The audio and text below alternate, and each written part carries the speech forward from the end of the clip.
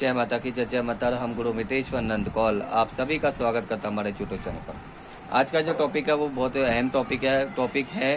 किसी ने हमसे पूछा था कि गुरु महाराज जी कहते हैं हमारी शादी हुई है, शादी होने के बाद जो है ना उसके ऊपर हमारी जो वाइफ थी उसके ऊपर पहले से कहते तंत्र बाधा चल रही थी, पहले से प्रेत बाधा चल रही थी और वो जो है ना अब जो है ना कहते हैं हमारा कहते हैं उसको और ज़्यादा परेशान करने लगी। अब वो ये कहते हैं कि कहते हैं मैं जो प्रेत आत्मा है उसके ऊपर खेलती है, ठीक है, और बोलती है कि तू मेरा पति है। अब हम इस चीज़ से कैसे हटे? वो तो ये कहते हैं मैंने तेरे से शादी की है, इसने नहीं करी, मैंने तेरे से शादी करी। अब ये इस तरीके की सुविधाओं में हम फंस चुके हैं। किस तरीके से इससे हम कहते हैं अपने ये समस्या जैसे किस तरीके से हम समाधान पा सकते हैं, क्या करें कि कहते हैं अब हम इसी वो संकट है, इन संकटों से कहते हैं हम अपनी मुक्ति पा सकें। और कहते हैं अब जो है ना वो कहते हैं हमारे घर में कई बार इलाज भी करवा लिया पर अभी तो वो जाने के लिए तैयार नहीं है। कई वक्तों पे हम भटक चुके हैं। आप इसके बारे में हमें थोड़ा सा बताइए कि अब ये कैसे जाया जाएगा। देखिए असल जिंदगी में क्या है, अगर मान लीजिए किसी लड़की के ऊपर प्रेत बाधा है या किसी ने कुछ खिला के उसे कहते कुछ खिला दिया, कोई मसान शक्ति है, ठीक है, तो इसके लिए अगर उसके जो फादर होते हैं, उसके माता जो पिता होते हैं, उनका कहीं ना कहीं इलाज करवाते हैं। क्योंकि अगर प्रेत बाधा है या तंत्र बाधा या रोग बाधा है तो ये जो समस्या होती है जब उसके माता पिता को पता चलता है तो वो इसका समाधान कहीं ना कहीं करवाते ही हैं। भाई देखो अपने बच्चे को तो हर कोई कहता है इलाज करवाता है, चाहे वो किसी भी समस्या में उसका समाधान करवाते हैं। पर कुछ होता क्या है, कुछ उतारे होते हैं जिन उतारों से कहते हैं हमें ऐसा लगता है कि प्रेत बाधा हट चुकी है, ठीक है। हो सकता है उन्होंने इसका प्रॉपरली कहते हैं प्रेत बाधा ना हटाई हो और इनके उतारे निकलवाए हो। उतारे क्या होते हैं? उतारे होते हैं प्रॉपरली तरीके का भोग होता है। उस भोग को कहते हैं घुमाने के बाद अपने घर में से घुमाने के बाद उसको एक कहते हैं भगत द्वारा किसी जगह पे रखा जाता है, जैसे शमशान हो गया, चौक हो गया, नदी घाट हो गया, मैदान हो गया, सुनसान जगह हो गई, ऐसी जगहों पे इनको भोगों को रखा जाता है। जिससे क्या होता है कि वो जिसके ऊपर प्रेत बाधा होती है वो कुछ समय के लिए, साल 6 महीने के लिए उसको छोड़ देती है, उसको कहते हैं परेशान नहीं करती है। और जब वो दोबारा से परेशान करना चालू करती है तो फिर दोबारा से वो यही काम करवाते हैं। प्रॉपरली इलाज कभी भी कोई नहीं करवाता असल जिंदगी में, जिसकी वजह से क्या होता है प्रेत बाधा जो है ना ये हटती नहीं है। चाहे वो कितने भी बड़ी से बड़ी शक्ति हो, जब तक आप प्रॉपरली इलाज नहीं कराओगे ना उसका, आपको कभी भी कहीं से लेके कहीं तक कहता है आपको संतुष्टि नहीं मिलेगी। क्योंकि ये चीजें बार बार लौट के आती है। कहते हैं कि अगर एक प्रेत बाधा अगर घर के अंदर है या किसी शरीर के अंदर है तो उसके अगर शरीर के अंदर आपने शरीर से निकाला है उसको, ठीक है, किसी भगत के थ्रू आपने उसको शरीर से निकाल दिया, उसके बहुत से अंश होते हैं जो घर में अभी भी रहते हैं, है ना। तो इसी तरीके से घर में से जब तक प्रॉपरली तरीके से घर से शरीर से घर का बंधन नहीं होगा, उसे जिस लड़के के ऊपर प्रेत बाधा उसका बंधन नहीं होगा, जब तक कहता है वो चीजें लौट के आएंगी ही आएंगी। अब बात चल रही है यहाँ पे कि कहते हैं अगर मान लीजिए गुरु महाराज कहते हैं वो चीजें कहते हैं उन्होंने कहते हैं, अब दूसरी बात ये अगर उन्होंने इलाज करवा रखा है, मान लो कहते हैं उतारे निकलवाए हुए और वो कहते हैं नहीं है, लेकिन फेरों के वक्त पे पता क्या होता है, आपने देखा होगा फेरे के वक्त पे जो है ना कंगन बांधा जाता है देवी देवताओं का, कहते हैं जो है ना मंडप के टाइम पे देवी देवताओं का जो है ना वो देखा होगा बहुत से शादियों में आपने देखा होगा लड़का लड़की के कहते रुमाल सा बांधा होता है। वो जो बांधा होता है ना वो क्या होता है, वो बंधन होता है जो मंडप के टाइम पे खोला जाता है। वो बंधन क्या होता है, देवी देवताओं का बंधन लगाया जाता है कि इसके ऊपर कोई भी परेशानी कहते हैं ना हो, और उसके बाद वो बंधन मंडप पे खोला जाता है कि इनके आप हमारे घर के देवी देवता हो। अब ये कहता है कि हम जो है इसका कहते हैं कन्यादान कर रहे हैं, इसकी शादी हो रही है, दूसरे घर जा रही है ये, तो वो बंधन जो है खोल दिया जाता है। लेकिन वो बंधन पता है कब बांधा जाता है? जिस दिन हल्दी चढ़ती है ना, देवी देवताओं को कार्ड लगाया जाता है, देवी देवता को मनाया जाता है, पूजा की जाती है, उसी दिन वो बंधन बांध दिया जाता है लड़की के हाथ पे, ताकि कोई समस्या ना हो, उसको कहते हैं कोई भी समस्या हो वो रुक जाए यहीं तक, उसके ससुराल पक्ष तक ना जाए।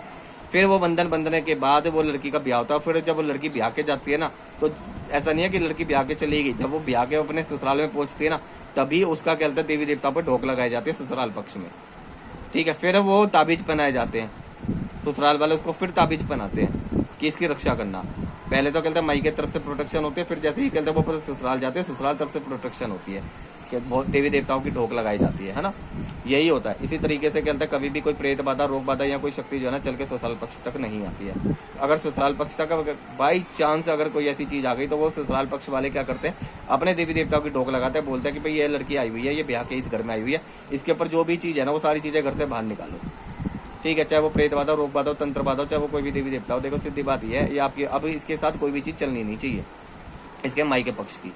उसके बाद वो ढोक लगाते हैं अपने ससुराल पक्ष के देवी देवताओं की और उसी वक्त में उनका भोग दिया जाता है ग्यारह पे, और भोग देने के बाद जो है ना उसके गले में कहते हैं धागा डाल दिया जाता है।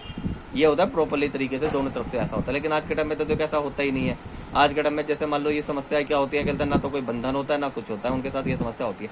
अब बात चल रही है यहाँ पे कि मान लो कहते हैं जो कहते हैं जिस लड़की के साथ आपने शादी की है वो लड़की का अगर कहते हैं बंधन ना बांधा हो, उस देवी उस कहते हैं उसके कहते हैं मायके वालों ने उसका प्रॉपरली इलाज ना किया हो और ये समस्या कहते हैं शादी से पहले की हो और उसका कहते हैं कंगन बंधन ना किया हो, है ना, तो अगर वो चीज अगर 7 फेरे ले लेते हैं तो अब इस चीज को कैसे हटाया जाए? बात सारी यहाँ पे आ जाती है कि अब वो चीज़ जो है 7 फेरे ले लिए। असल जिंदगी में क्या जो उसके ऊपर चीज़ें होंगी ना, उन चीज़ें ने अग्नि फेरे ले लिया। अग्नि फेरे लेने के बाद उसका संबंध आपसे 7 जन्मों तक का बंध गया।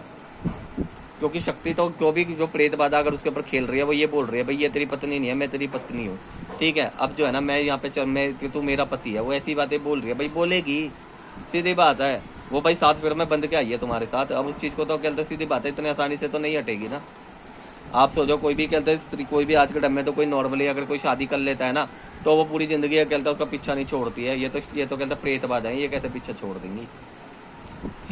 ठीक है, तो बात यहाँ पे आती है कि इन चीजों को कैसे हटाया जाए। देखिए असल जिंदगी में क्या, इन चीजों को हटाने के लिए जो है ना आपको कहता प्रॉपरली तरीके से उस लड़की का इलाज करवाना पड़ेगा, ठीक है। और इसका प्रॉपरली तरीके से काली पूजन करा के जो है ना इसका कहते प्रॉपरली तरीके से वो प्रेत बाधा, उसको प्रेत बाधा का बंधन बना के एक हांडी में इसका कहते भोग प्रसाद रख के उस प्रेत को, कहते हैं ना पहले जमाने में प्रेत बाधा को बोतल में कैद कर लेते थे, देखा होगा कांच की बोतल में कैद कर लेते हैं, हांडी में कैद कर लेते हैं, ठीक है, किसी कहते पुतले पे कैद कर लेते हैं। इन सब चीजों को जो है ना उसके कहते प्राण प्रतिष्ठा करके ना उसके नाम के पुतले के अंदर या किसी कहते हैं हांडी के अंदर प्राण प्रतिष्ठा करके उसको कहते हैं इसके ऊपर कहते बलि करवा के ना उसको उतारा जाएगा। उतारने का शमशान में इसको दफना दिया जाएगा, ठीक है। उसके बाद जो है ना ऊँट की देखा होगा, ऊँट की जो हड्डी होती है, ऊँट की रीढ़ की हड्डी का कहते ताबीज बनाया जाएगा।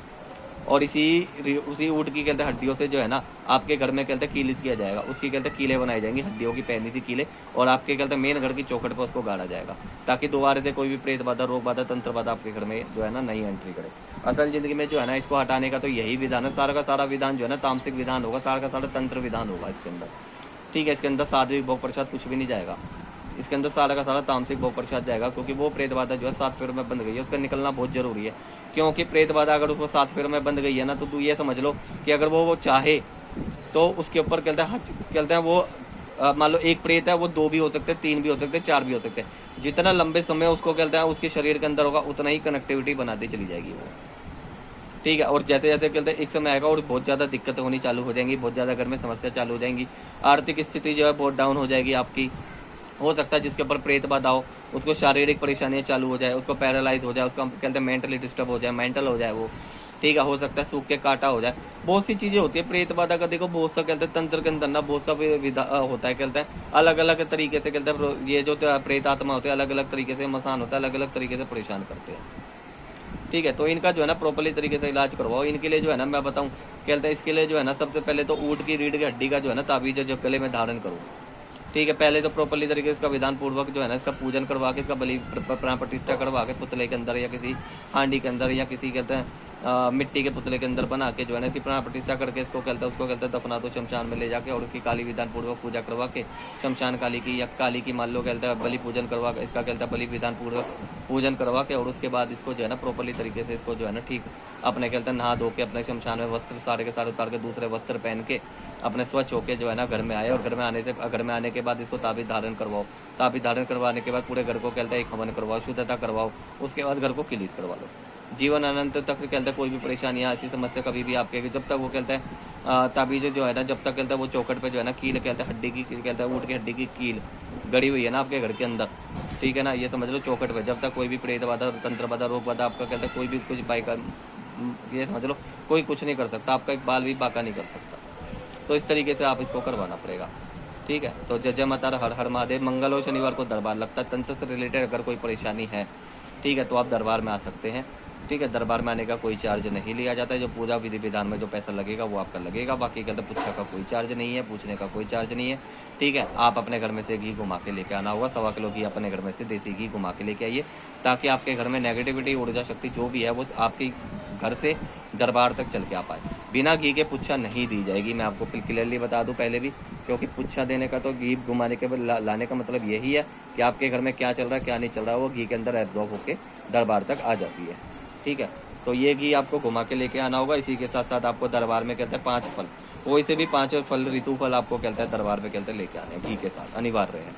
तो जय जय माता हर हर महादेव।